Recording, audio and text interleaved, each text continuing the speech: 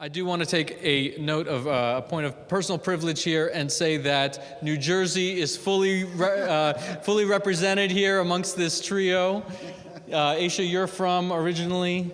I was born in Edison, New Jersey. There you go, Edison, New Jersey. And Adrian? I was not born in New Jersey, but I grew up in Essex County, New Jersey. Essex County, and I'm from Union County, Westfield, so I'm glad that we have some nice appreciation for all the bounty and beauty of the Garden State here. Yes.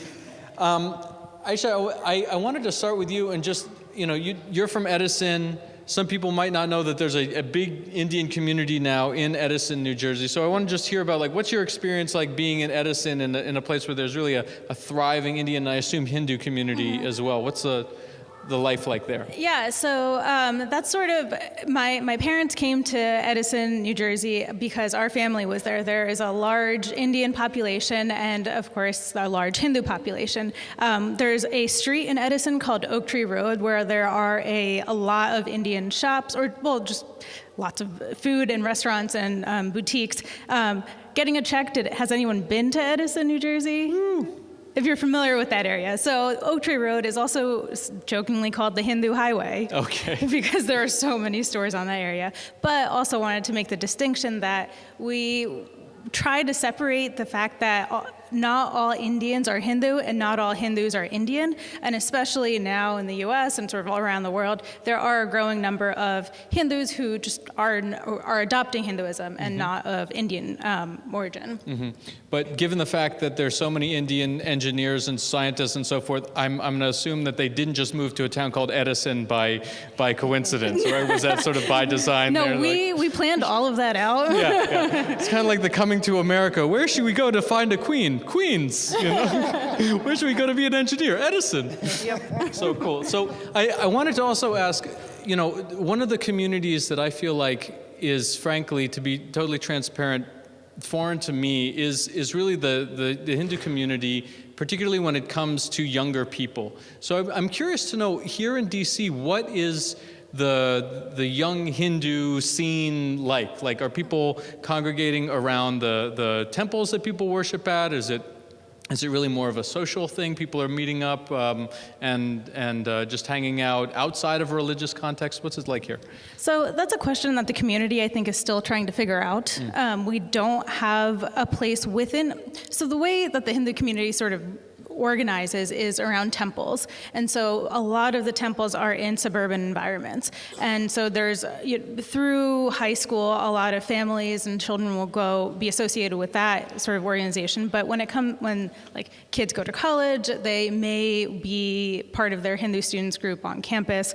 But then when they are young professionals working in a city, there really is no sort of organized structure where people can come together. And so a lot of it is done either personally or going out into the suburbs. One of the things that I started with a couple of friends was just doing at-home study groups, because there aren't that many places that we can sort of come together. And my organization is working on these types of things, sort of opening the door, having conversations about how do we get young Hindu Americans together in large cities.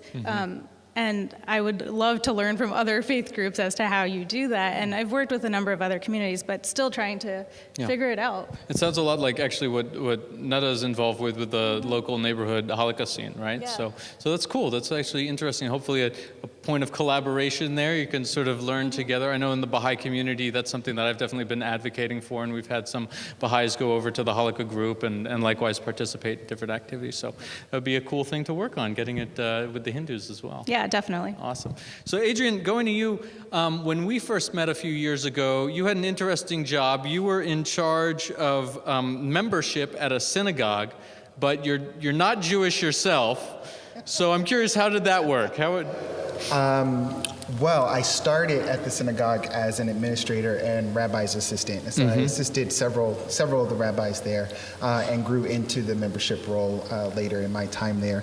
And whereas I don't personally identify as Jewish, growing up in northern New Jersey, there are a lot of Jewish people. You're culturally acclimated. Yes. So I do have a lot of Jewish friends, and I actually have a Jewish family that I consider to be part of my family. So I did have some experience with Judaism before working there, and the opportunity presented itself and I applied for it and they hired me. So I Cool. was there for a few years. And what were the type of tasks that you were involved with that? As an administrator, I kind of, followed all the office equipment and opened contracts with different vendors. As a rabbi's assistant, I guided families through the bar and bat mitzvah process. Oh, wow. And made Okay. appointments for the rabbis. As a membership coordinator, I talked to any families that were new to the synagogue and answered questions about what the community was like and how they could be involved, and got them connected. And we were talking about, a very critical part for any new community or new member that would be moving into the Jewish community. Where are the best bagel places to go to in Montgomery County? I can't answer that question. As a good Jersey boy. There you go. Right. It's hard to find them around here. So let's talk a little bit about how your current position and your identity as a Unitarian. Tell us a little about, you identify as both Christian in your upbringing, but pagan in your practice. So tell us a little bit about that dual identity and how that mixes in with the UU identity as well. Sure. I was raised Christian, and so I attended for most of my teenage years the United Methodist Church, a predominantly black United Methodist Church. So that might give you an idea of what the flavor was like. But I left after I graduated from high school and kind of wandered for 2 years. And then I became a Unitarian Universalist, and I've been one ever since.